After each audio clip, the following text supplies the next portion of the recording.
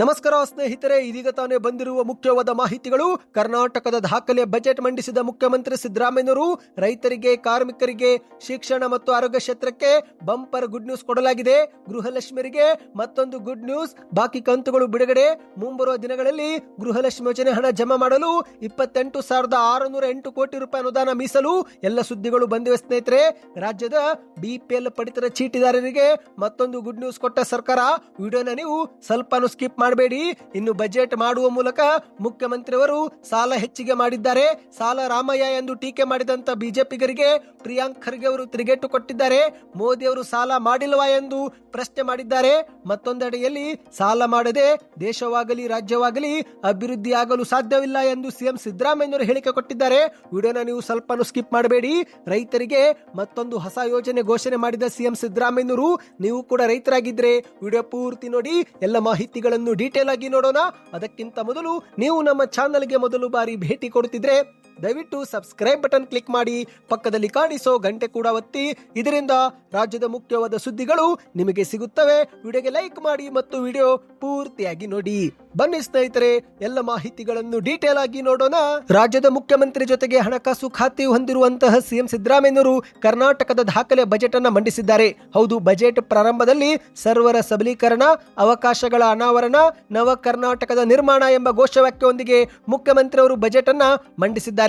ಹೌದು, ಬಜೆಟ್ ನಲ್ಲಿ ವಸತಿ, ಕಾರ್ಮಿಕ ಕಲ್ಯಾಣ, ಜಲಸಂಪನ್ಮೂಲ, ಮೀನುಗಾರಿಕೆ ಮತ್ತು ಮಹಿಳಾ ಮತ್ತು ಮಕ್ಕಳ ಅಭಿವೃದ್ಧಿ ಇಲಾಖೆ ಸೇರಿದಂತೆ ಎಲ್ಲಾ ವಿವಿಧ ಇಲಾಖೆಗಳಿಗೆ ಬಂಪರ್ ಕೊಡುಗೆಗಳನ್ನ ಘೋಷಣೆ ಮಾಡಿದ್ದಾರೆ. ಈಗಾಗಲೇ ನಾವು ಬಜೆಟ್ ನಲ್ಲಿ ಘೋಷಣೆ ಮಾಡಿರುವ ಮುಖ್ಯವಾದ ಯೋಜನೆಗಳ ಒಂದು ವಿಡಿಯೋ ಮಾಡಿದ್ದೇವೆ ಸ್ನೇಹಿತರೆ. ಈಗ ಇದು ಎರಡನೇ ವಿಡಿಯೋ ಆಗಿದೆ. ಮೊದಲನೇ ವಿಡಿಯೋ ನೋಡಿಲ್ಲವೆಂದ್ರೆ ದಯವಿಟ್ಟು ಹೋಗಿ ನೋಡಿ ಸ್ನೇಹಿತರೆ. ಈಗ ಮತ್ತಷ್ಟು ಯೋಜನೆಗಳ ಬಗ್ಗೆ ಮಾಹಿತಿ ನೋಡೋಣ.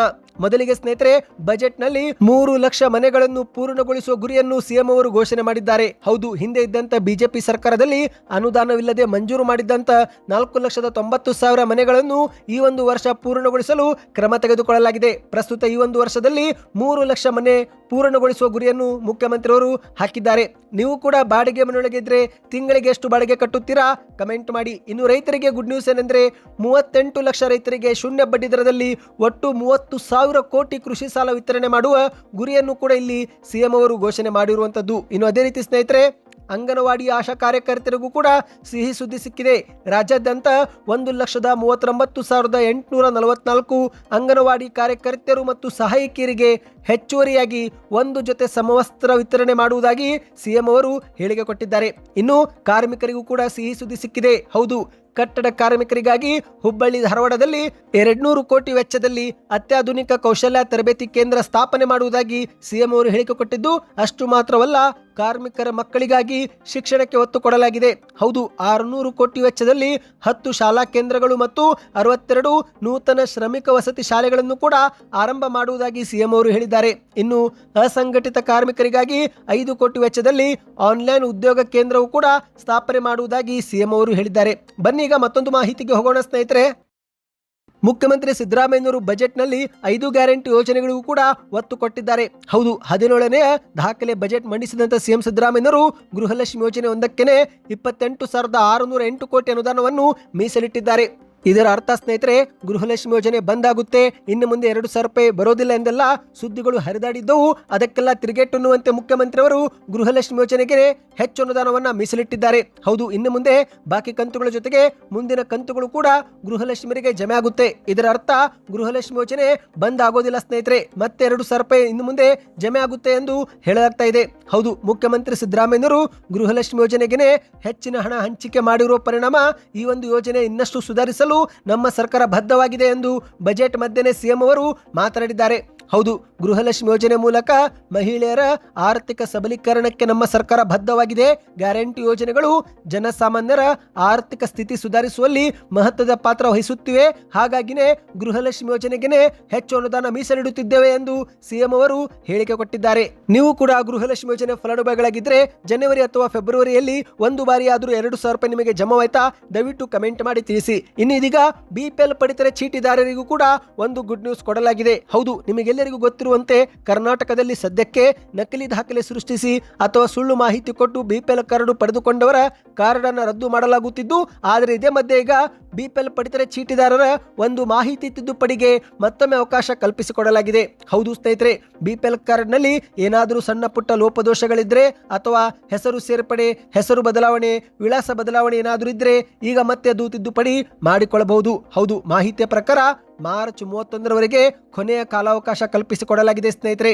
ಹೌದು ಸ್ನೇಹಿತರೆ, ಹೊಸ ಸದಸ್ಯರ ಸೇರ್ಪಡೆ ಮಾಡಿಕೊಳ್ಳಬಹುದು, ವಿಳಾಸ ಬದಲಾವಣೆ, ಮೊಬೈಲ್ ಸಂಖ್ಯೆ ಜೋಡಣೆ, ಹೆಸರು ತೆಗೆದು ಹಾಕುವುದು, ಕುಟುಂಬದ ಮುಖ್ಯಸ್ಥರ ಬದಲಾವಣೆ, ಫೋಟೋ ಬದಲಾವಣೆ ಸೇರಿದಂತೆ ಇತರ ಸಣ್ಣ ಪುಟ್ಟ ತಿದ್ದುಪಡಿಗಳನ್ನು ಮತ್ತೊಮ್ಮೆ ಮಾಡಿಕೊಡಲು ಅವಕಾಶ ಕಲ್ಪಿಸಿಕೊಡಲಾಗಿದೆ.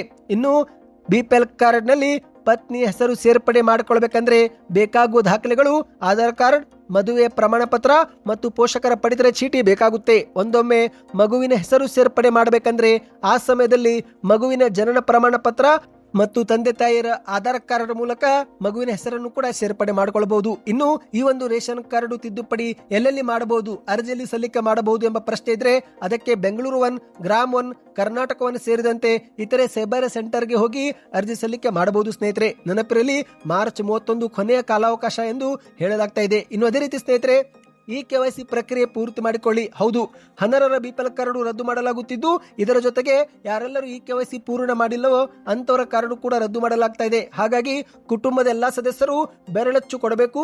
ಹತ್ತಿರದ ನ್ಯಾಯಬೆಲೆ ಅಂಗಡಿ ಅಥವಾ ಸೈಬರ್ ಸೆಂಟರ್ಗೆ ಭೇಟಿ ಕೊಟ್ಟು ಈ KYC ಪ್ರಕ್ರಿಯೆಯು ಕೂಡ ಪೂರ್ತಿ ಮಾಡಿಕೊಳ್ಳಿ. ಬನ್ನಿ ಇದೀಗ ಮತ್ತೊಂದು ಮಾಹಿತಿಗೆ ಹೋಗೋಣ.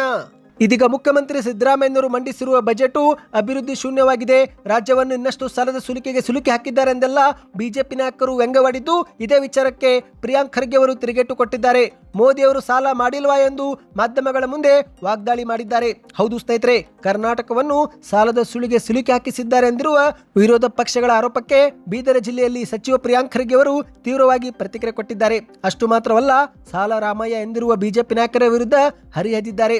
ಮೋದಿ ಅವರಿಗೆ ದೇಶ ಮತ್ತು ರಾಜ್ಯ ಹೇಗೆ ನಡೆಸಬೇಕು ಅನ್ನೋದೇ ಗೊತ್ತಿಲ್ಲ ಎಂದು ಪ್ರಿಯಾಂಕ್ ಖರ್ಗೆ ಅವರು ತಿರುಗೇಟು ಕೊಟ್ಟಿದ್ದಾರೆ. ಬೀದರ್ ಜಿಲ್ಲೆಯಲ್ಲಿ ಮಾಧ್ಯಮಗಳ ಮುಂದೆ ಮಾತನಾಡಿದಂತ ಪ್ರಿಯಾಂಕ್ ಖರ್ಗೆ ಅವರು ಬಿಜೆಪಿಯವರಿಗೆ ದೇಶ ಮತ್ತು ರಾಜ್ಯವನ್ನು ಆರ್ಥಿಕವಾಗಿ ಹೇಗೆ ನಡೆಸಬೇಕು ಎಂಬುದೇ ಗೊತ್ತಿಲ್ಲ. ಕೇಂದ್ರ ಸರ್ಕಾರದ ಅನ್ಯಾಯದಿಂದಾಗಿನೇ ನಮಗೆ ಇಂದು ಇಷ್ಟೊಂದು ಸಾಲ ಹೊರೆಯಾಗಿದೆ. ಕೇಂದ್ರ ಸರ್ಕಾರ ನಮ್ಮ 80,000 ಕೋಟಿ ಪಾಲನ್ನು ಇದುವರೆಗೆ ನೀಡೇ ಇಲ್ಲ. ಅದೇ ಕಾರಣಕ್ಕೆ ನಾವು ಸಾಲ ಮಾಡುವಂತಾಗಿದೆ. ಇಂದು ಕೇಂದ್ರದ ಎಷ್ಟೋ ಯೋಜನೆಗಳಿಗೆ ನಾವೇ ಅನುದಾನ ಕೊಡುತ್ತಿದ್ದೇವೆ ಎಂದು ಮಾಧ್ಯಮಗಳ ಮುಂದೆ ಪ್ರಿಯಾಂಕ್ ಖರ್ಗೆ ಅವರು ಹೇಳಿಕೆ ಕೊಟ್ಟಿದ್ದಾರೆ. ಬಿಜೆಪಿಯವರು ನಾವು ಸಾಲ ಮಾಡಿದ್ದನ್ನು ಹೇಳುತ್ತಿದ್ದಾರೆ, ಆದರೆ ಮೋದಿ ಅವರು 200 ಲಕ್ಷ ಕೋಟಿ ಸಾಲ ಮಾಡಿದ್ದಾರಲ್ಲ, ಈ ಬಗ್ಗೆ ಅವರು ಯಾಕೆ ಹೇಳುತ್ತಿಲ್ಲ ಎಂದು ಪ್ರಶ್ನೆ ಮಾಡಿದ್ದಾರೆ. ಕೇಂದ್ರ ಸರ್ಕಾರವು ಕೂಡ ಸಾಲದಲ್ಲಿನೇ ನಡೀತಾ ಇದೆ, ಸಾಲದಿಂದ ದೇಶ ನಡೆಸೋಕೆ ಮೋದಿನೇ ಬೇಕಾ ಎಂದು ಮಾಧ್ಯಮಗಳ ಮುಂದೆ ಪ್ರಶ್ನೆ ಮಾಡಿದ್ದಾರೆ. ಇಂದು ರಾಜ್ಯದ ಚಿಕ್ಕ ಮಕ್ಕಳು ಕೂಡ ಬಿಜೆಪಿಯವರಂತೆ ಯಾರು ಮಾತನಾಡಲ್ಲ, ಅವರನ್ನ ದೇವರೇ ಕಾಪಾಡಬೇಕು ಎಂದು ಮಾಧ್ಯಮಗಳ ಮುಂದೆ ಲೇವಡಿ ಮಾಡಿದ್ದಾರೆ. ಇನ್ನಿದೊಂದು ಕಡೆ ಆದರೆ ಮತ್ತೊಂದೆಡೆಯಲ್ಲಿ ಮುಖ್ಯಮಂತ್ರಿ ಸಿದ್ದರಾಮಯ್ಯನವರು ಕೂಡ ಈ ಬಗ್ಗೆ ಪ್ರತಿಕ್ರಿಯೆ ಕೊಟ್ಟಿದ್ದಾರೆ. ಸಾಲ ಮಾಡದೆ ದೇಶವಾಗಲಿ ರಾಜ್ಯವಾಗಲಿ ಅಭಿವೃದ್ಧಿ ಆಗುವುದು ಸಾಧ್ಯವಿಲ್ಲ ಎಂದು ಸಿಎಂ ಅವರು ಮಾಧ್ಯಮಗಳ ಮುಂದೆ ಸಮರ್ಥಿಸಿಕೊಂಡಿದ್ದಾರೆ. ಹೌದು ಸ್ನೇಹಿತರೆ, ಬಜೆಟ್ನಲ್ಲಿ ಸಾಲದ ಹೊರೆ ಹಾಕಲಾಗಿದೆ ಎಂದಿರುವ ಬಿಜೆಪಿ ನಾಯಕರ ಆರೋಪಕ್ಕೆ ಮಾಧ್ಯಮಗಳ ಮುಂದೆ ತಿರುಗೇಟು ಕೊಟ್ಟಂತ ಸಿದ್ದರಾಮಯ್ಯನವರು ಸಾಲ ಮಾಡದೆ ಯಾವುದೇ ಕುಟುಂಬ, ದೇಶ, ರಾಜ್ಯವಾಗಲಿ ಅಭಿವೃದ್ಧಿ ಆಗುವುದು ಸಾಧ್ಯವಿಲ್ಲ, ಆದರೆ ವಿತ್ತೀಯ ಶಿಸ್ತು ಮಾನದಂಡದ ಒಳಗೆ ಮಾತ್ರ ಇರಬೇಕು ಎಂದು ಮಾಧ್ಯಮಗಳ ಮುಂದೆ ಸಿಎಂ ಅವರು ಸ್ಪಷ್ಟಪಡಿಸಿದ್ದಾರೆ. ನಾವು ಸಾಲಗಾರರಾಗಿಲ್ಲ, ನಮ್ಮ ಇತಿಮಿತಿಯೊಳಗೆ ನಾವು ಸಾಲ ಮಾಡಿದ್ದೇವೆ, ಹಣಕಾಸು ಹೊಣೆಗಾರಿಕೆ ಅಧಿನಿಯಮದ ಮಾನದಂಡದ ಒಳಗೆ ನಾವು ಇದ್ದೇವೆ ಎಂದು ಸಿಎಂ ಅವರು ಹೇಳಿದ್ದಾರೆ. ಕೇಂದ್ರ ಸರ್ಕಾರ ಮಾಡಿರುವ ಸಾಲ 2,18,000 ಕೋಟಿಗೂ ಹೆಚ್ಚಿಗೆ ಆಗಿದೆ. ಈ ಒಂದು ವರ್ಷ ಅವರು ಮತ್ತೊಮ್ಮೆ 17.20 ಲಕ್ಷ ಕೋಟಿ ಸಾಲ ಮಾಡಿದ್ದಾರೆ. ನಾವು ಅಧಿಕಾರಕ್ಕೆ ಬರುವಾಗ ಕರ್ನಾಟಕದ ಸಾಲ 5.52 ಲಕ್ಷ ಕೋಟಿ ಇತ್ತು. ಈಗ 3 ವರ್ಷ ಆಗ್ತಾ ಇದೆ, 8 ಲಕ್ಷ ಕೋಟಿ ಆಗಿದೆ. ಎಲ್ಲಾ ಕಾಲದಲ್ಲೂ ಸಾಲ ಮಾಡಿದ್ದಾರೆ, ಬಿಜೆಪಿಯವರ ಕಾಲದಲ್ಲೂ ಕೂಡ ಸಾಲ ಮಾಡಲಾಗಿದೆ ಎಂದು ಸಿಎಂ ಅವರು ತಿರುಗೇಟು ಕೊಟ್ಟಿದ್ದಾರೆ. ಬನ್ನಿ ಇದೀಗ ಕೊನೆಯ ಮಾಹಿತಿಗೆ ಹೋಗೋಣ ಸ್ನೇಹಿತರೆ. ಬಜೆಟ್ನಲ್ಲಿ ರೈತರಿಗೆ ಮತ್ತೊಂದು ಸಿಹಿ ಸುದ್ದಿ ಸಿಕ್ಕಿದೆ. ಹೌದು ಸ್ನೇಹಿತರೆ, ಮಾರ್ಚ್ 6ರಂದು ನಡೆದಂತ ರಾಜ್ಯದ ಬಜೆಟ್ನಲ್ಲಿ ಇಂಧನ ಇಲಾಖೆಗೆ ಭರ್ಪೂರ ಅನುದಾನ ಕೊಡಲಾಗಿದ್ದು, ಇದೇ ಮಧ್ಯೆ ಮುಖ್ಯಮಂತ್ರಿ ಸಿದ್ದರಾಮಯ್ಯನವರು ಹೊಸದಾಗಿ ರೈತರಿಗಾಗಿ ಮುಖ್ಯಮಂತ್ರಿ ಸೌರ ಕೃಷಿ ಯೋಜನೆಯನ್ನು ಘೋಷಣೆ ಮಾಡಿದ್ದಾರೆ. ಹೌದು, ಕೃಷಿ ಪಂಪ್ ಸೆಟ್ಗಳು ಹಾಗೂ ಗೃಹ ಬಳಕೆ ಉಚಿತ ವಿದ್ಯುತ್ ಯೋಜನೆಗಳಿಗಾಗಿ ಒಟ್ಟಾರೆ ಬರೋಬ್ಬರಿ 30,000 ಕೋಟಿ ರೂಪಾಯಿ ಹಣವನ್ನು ಮೀಸಲಿಡಲಾಗಿದ್ದು, ಇದೇ ಮಧ್ಯೆ ಮುಖ್ಯಮಂತ್ರಿ ಸಿದ್ದರಾಮಯ್ಯನವರು ರೈತರಿಗಾಗಿ ಸೌರ ಕೃಷಿ ಯೋಜನೆ ಜಾರಿಗೆ ಮಾಡಿದ್ದಾರೆ. ಹೌದು, ಕುಸುಮ್ ಸಿ ಮಾದರಿಯಲ್ಲಿ ಈ ಒಂದು ಹೊಸ ಯೋಜನೆ ಜಾರಿಗೆ ಬರಲಿದೆ. 10,500 ಕೋಟಿ ವೆಚ್ಚದಲ್ಲಿ ಕೆಪಿಟಿಸಿಎಲ್ ಉಪಕೇಂದ್ರಗಳಲ್ಲಿ 3,000 ಮೆಗಾವ್ಯಾಟ್ ಸಾಮರ್ಥ್ಯದ ಸೌರ ವಿದ್ಯುತ್ ಸ್ಥಾವರವನ್ನು ಸ್ಥಾಪಿಸಲಾಗುತ್ತಿದ್ದು, ಈ ಮೂಲಕ ಕೃಷಿ ಪಂಪ್ಸೆಟ್ಗಳಿಗೆ ವಿದ್ಯುತ್ ಕೊಡಲಾಗುವುದು ಎಂದು ಸಿಎಂ ಅವರು ಹೇಳಿಕೆ ಕೊಟ್ಟಿದ್ದಾರೆ.